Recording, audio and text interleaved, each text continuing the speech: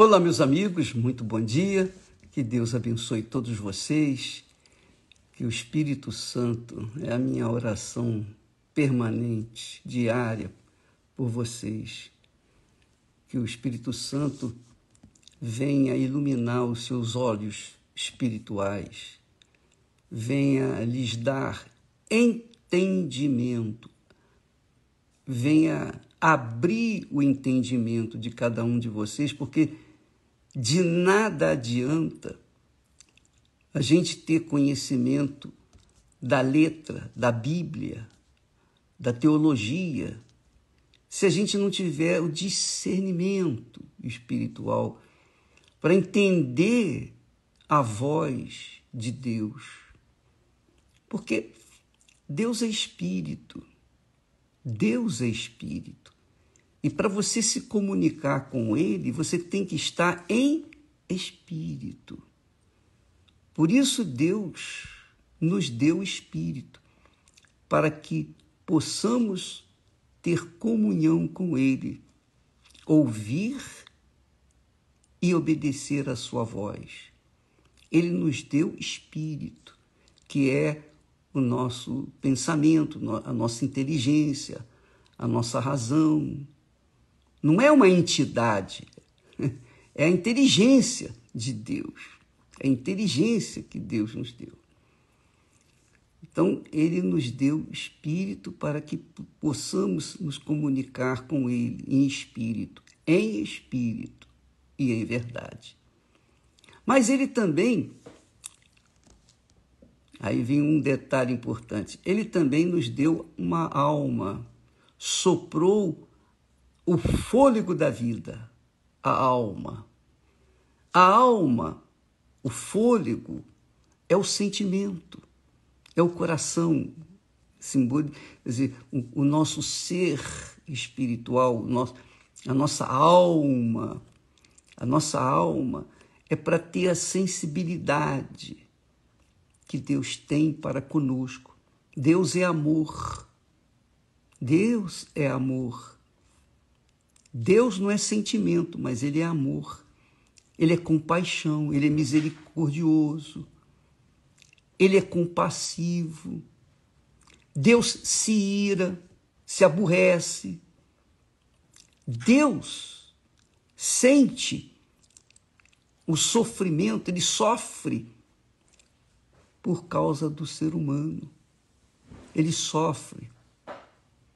Como você que sofre, como as pessoas, nós todos sofremos problemas, situações, ingratidões, etc. Deus sofre também. Imagine o sofrimento dele, né? Então, quando Jesus veio ao mundo, ele veio com essa estrutura que nós temos, a mesma estrutura: espírito, alma e corpo. Jesus veio da mesma forma como nós viemos ao mundo. Só que ele foi gerado pelo Espírito Santo. O Espírito de Deus envolveu Maria e colocou nela a semente do seu filho. Que é o que acontece também quando a pessoa recebe o Espírito Santo. Quando a pessoa recebe o Espírito Santo, é assim. O Espírito Santo envolve a pessoa e coloca nela o fôlego da vida eterna. Coloca nela a alma, o sentimento. Então, quando Deus fez o homem, Ele o fez com essa estrutura: espírito, alma e corpo. Corpo é o pó. O corpo vai virar pó. Você sabe. Pó é pó, né? Você sabe que o pó está sempre presente. Por mais que a pessoa limpe a casa e tire o pó, mas daqui a 5 minutinhos está cheio de pó novamente. Quer dizer, ele penetra. O pó é pó. E é importunante, não é? É ou não é? Então, agora, assim é o nosso corpo. O nosso corpo é pó, vai virar pó. Todo mundo sabe disso. É certo isso. Mas Deus nos deu o espírito para que a gente pensasse, raciocinasse, pesasse, avaliasse, que é a inteligência, para que o espírito viesse conduzir a alma, dirigir a alma, e a alma conduzir o corpo. Por exemplo, a alma sente, a alma é que se aborrece, a alma é que ri, que chora, que geme, que sente fome, que sente tristeza, ingratidão, que fica irada. É a alma que fica com mágoa, com ressentimento. É a alma que sofre. Por exemplo, você que tem problema de insônia, é a alma que sofre com a insônia. Ela quer descansar, mas não vem o sono. É a alma. A pessoa, por exemplo, ansiosa, é a alma. É o sofrimento na alma. Todo o sofrimento do ser humano está focado na alma. Na alma. Por exemplo, só para você ter uma ideia, os pais representam, por exemplo, o espírito. A alma representa os filhos. Então, quando os pais ensinam para os filhos o caminho do bem, do que é certo, porque eles já vivenciaram isso, sabem o que é isso, sabem o que é ser criança, adolescente, essas coisas todas. Então, os pais ensinam os filhos o que é certo, mas os filhos acham que sabem tudo e que querem fazer a sua própria vontade, desobedece e faz o que bem entende. Aí a alma sofre, quer dizer, os filhos sofrem. E o que os pais podem fazer? Nada. Porque é a vontade deles. Assim também é Deus. Deus sofre pelos nossos sofrimentos. Mas o que ele pode fazer? O que ele podia e pode fazer é instruir-nos para que a gente não venha sofrer. E é por isso que ele nos dá a palavra, por isso que ele nos dá o Espírito, para que o Espírito Santo venha nos guiar. Os seus filhos, aos seus filhos, ele dá o Espírito Santo, que nos guia em toda a verdade. É o que Jesus falou. Ele vos guiará em toda a verdade. Mas, se a pessoa quiser seguir a mentira, quiser satisfazer aos caprichos da sua alma, aos seus desejos e cobiças, o que o Espírito pode fazer? O Espírito diz, não vai, mas a alma diz, não, eu quero ir. Então, e aí? E aí a pessoa sofre, vai colher os frutos daquilo que semear. Ora, onde que eu quero chegar? Eu quero chegar ao seguinte, Deus, na sua infinita sabedoria, criou, então, o espírito, a alma e o corpo para o ser humano. O espírito se comunica com ele, com a inteligência, com a sabedoria. A alma vai se comunicar com quem? Com quem? A alma quer se comunicar com outra alma, não é? Então Deus criou o homem, macho, e criou a mulher, fêmea. Duas criaturas para se completarem. Essas duas criaturas viriam gerenciar, administrar toda a terra, tudo que Deus havia criado. Mas eles se rebelaram e, por conta disso, colheram seus frutos podres. Ora, a humanidade cresceu dentro desse contexto de rebeldia. Então, quando, por exemplo, você sofre quando seus filhos são rebeldes, é por isso. Porque o pecado já vem desde Adão e Eva.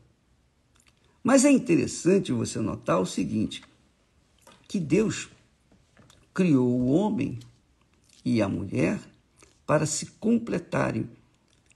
Porque é impossível o homem ser feliz se não tiver a sua esposa do lado.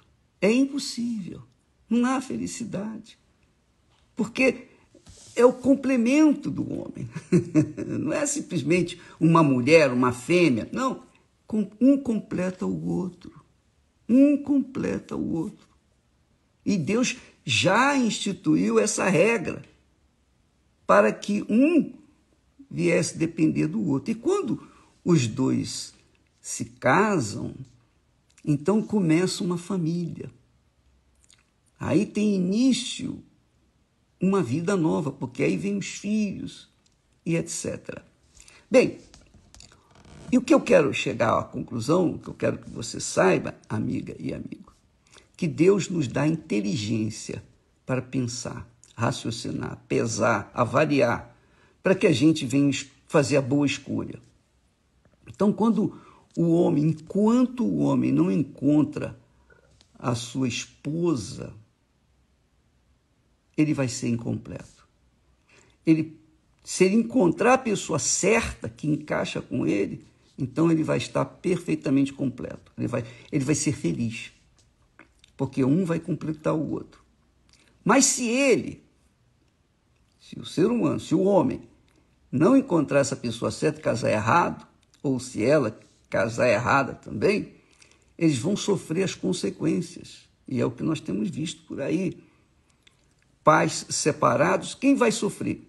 Mais os filhos, porque os filhos vão sofrer a solidão de não ter um referencial de pai, nem o referencial da mãe dentro da sua própria casa. E a sociedade está se destruindo dessa forma. Mas graças a Deus que a palavra dele nos dá a direção para que nós venhamos nos comportar de acordo com o que diz. Porque é o que Deus falou. Não é bom que o homem esteja só. Olha só, Deus se preocupando, não é bom que o homem esteja só. Ele poderia ter feito o homem com a capacidade de colocar um ovo, por exemplo, e o ovo gerar uma criatura. Mas não. Ele fez uma pessoa que pudesse ter comunhão com o ser humano. Eu tenho ouvido falar, por exemplo, só para ilustrar, quando o sujeito vai preso e ele é colocado na solitária, a solitária é a pior prisão que tem. Por quê? Porque a pessoa fica só, ela fica literalmente só e mais ninguém. Ela não tem com quem falar, ela não tem com quem dividir os seus pensamentos, seus sentimentos, suas emoções. Enquanto estão todos juntos, eles estão ali, um falando com o outro, um distrai o outro. Um conta uma piada, o outro fala uma outra coisa, etc. Enfim, eles se comunicam. Eu estive na prisão, eu sei o que é isso. Então, há comunicação. Mas quando o homem é deixado só, numa solitária, o sujeito geme. Porque não tem nada o que fazer, nada, ninguém com quem conversar. Então Deus viu isso. Quando viu que o homem estava só, ele disse, não é bom. Então fez uma auxiliadora idônea que viesse completá-lo. Ora, minha amiga e meu caro amigo, eu quero que você saiba que não adianta você conquistar mundos e fundos, não adianta você investir na sua educação, na sua capacidade intelectual, ser uma pessoa importante, inteligente, capaz, se você não tiver uma pessoa idônea que lhe complete, você vai ser frustrado. E é isso que a gente tem visto. Muitas mulheres têm estudado, têm colocado toda a sua força nos estudos, se formam e são pessoas cabeça.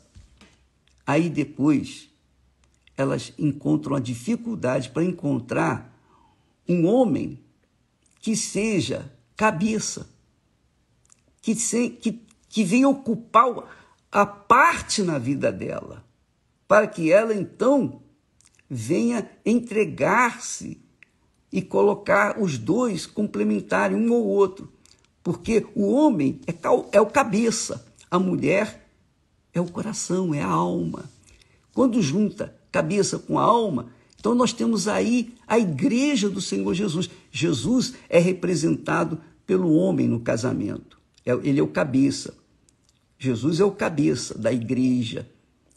E a igreja, que é o corpo, é justamente o que complementa a obra de Deus aqui na terra, o reino de Deus aqui na terra.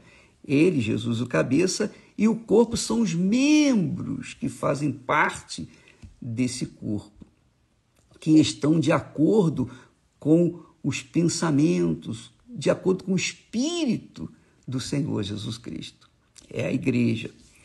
Então, eu não estou aqui a falar que a mulher não deve estudar de forma nenhuma, de jeito nenhum, muito pelo contrário. Tanto ela quanto ele. Se puder se formar, se puder ter uma formação acadêmica, excelente, você vai contribuir mais para a sociedade.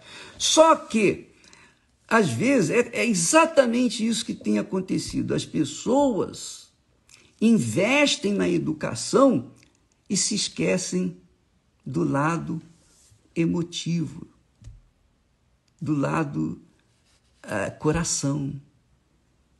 Então elas dizem assim, não, eu vou conquistar, eu vou vencer, para que eu não venha depender de homem nenhum. Pronto, já começou a errar.